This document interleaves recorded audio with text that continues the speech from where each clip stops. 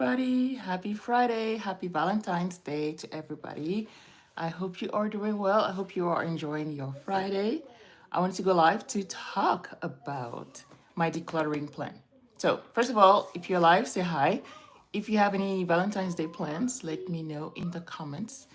And even if you're on the replay, just say hi so I'll come back and say hi to you later on. All right, so today's Friday, long weekend ahead. And I was talking with a friend slash client of mine, and I wanted to give her a shout out because she has been working really, really hard and she is doing some amazing work. And I have some of her work really, really inspired me. So she is an HR professional and she helps. Well, hello, Prill. You know what the funny thing is? I have Prill in two different areas. I have her here on the live and I have her here in our co-working session. So we're doing our co-working session right now. And so I told her I was going to go live. Hello. So yes, so thank you for joining me live. Um, yeah, so Frances Benjamin, if you don't know her, you need to go and check out her YouTube channel at Find Her Freedom. I mean, just that title, Find Her Freedom, says everything you need to know about what she does. And she's an HR professional. I think she has 20 plus, if not 30, 20, I think, plus years experience in HR. And so she is masterful at what she does, and she helps Black women take on sabbatical. So the whole idea of a sabbatical can sound like, oh, this is something that you do like when you have, I don't know, like years and years of experience, or things that people do when they're older, and they go on like Indiana Jones type explorations. But she's really showing you how you can do it, and how she's been on her sabbatical for 2 years now. 2 years. And right now she's on an Asia tour, and she's living her best life. Let me say it that way. She's living her best life, and she wants to help other Black women do that. I mean, she helps a lot of Black women do that as well. And she is working on amazing, amazing resources. So I'm going to put the link to her wait list because she's working on an ebook and like a guide, like step by step. I looked at it. I looked at it and I was inspired by everything that I saw in her guide, even if some things don't necessarily apply to me. But I'm going to share with you something that she shared in her guide that absolutely applies to me. And that is something that I'm going to follow because I need that. Okay. And so she's going to have her guide as well as a workbook. I mean, who doesn't like a workbook so that you stay accountable and you can write it down and look at your progress and everything? I love workbooks. And so that's going to be available really, really soon. So go check out her channel and sign up for the wait list. That way you know exactly when those resources are going to be available for you guys. So one thing that she has in her guide, and I have a sneak peek obviously here, but I'm not going to share everything, but this little section about decluttering your life. I've done 2 or 3 videos on the channel already about decluttering. It was last year. The garage probably looks a little worse than it did before. Probably. Because I didn't follow her advice.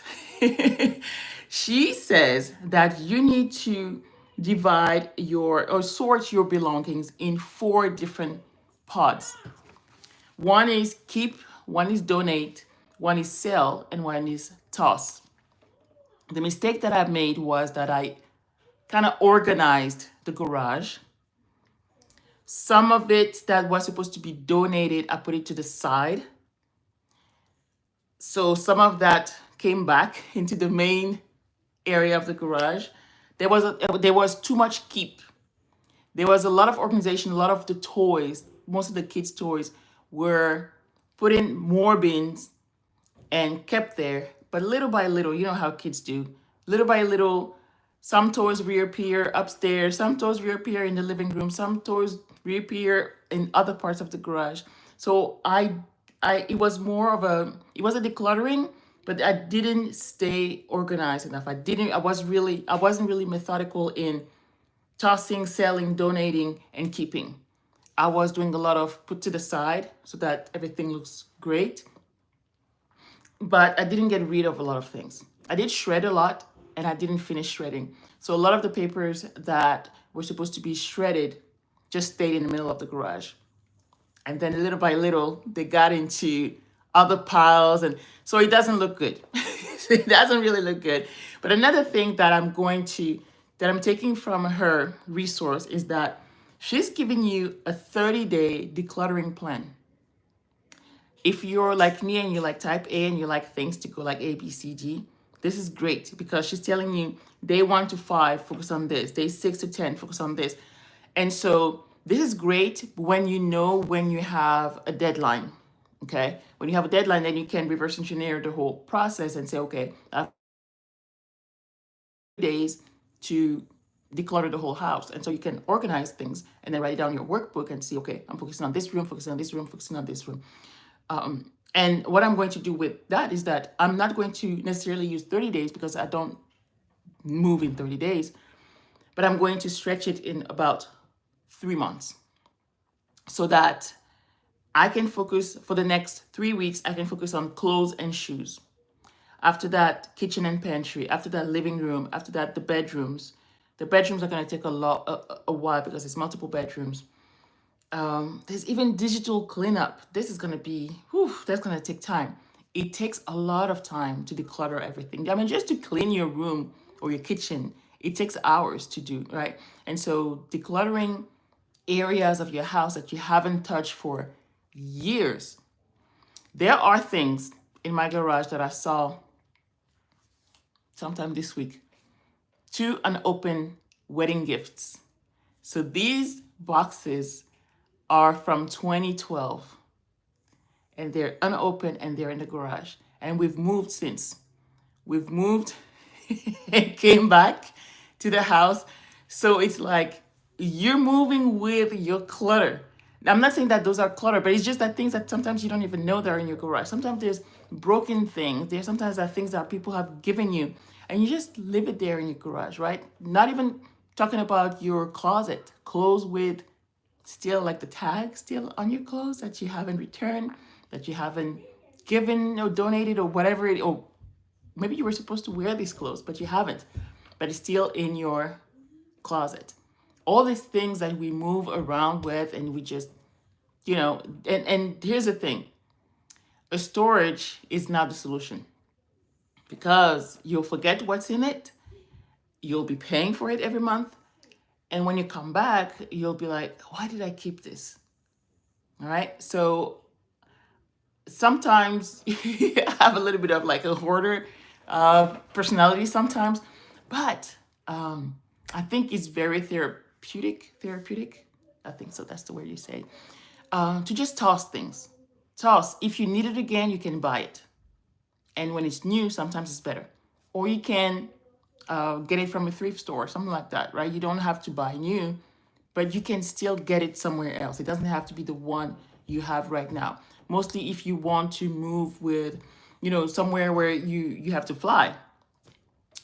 And it's like an equipment and it's not the same sockets. It's not even the same voltage. Why would you still keep it? Get rid of it, sell it, donate it. Okay? You don't have to accumulate all these things. And, I'm speaking to the choir here because this is something that I have to tell myself. Like, let's be organized, let's be realistic, and let's be drastic about these things.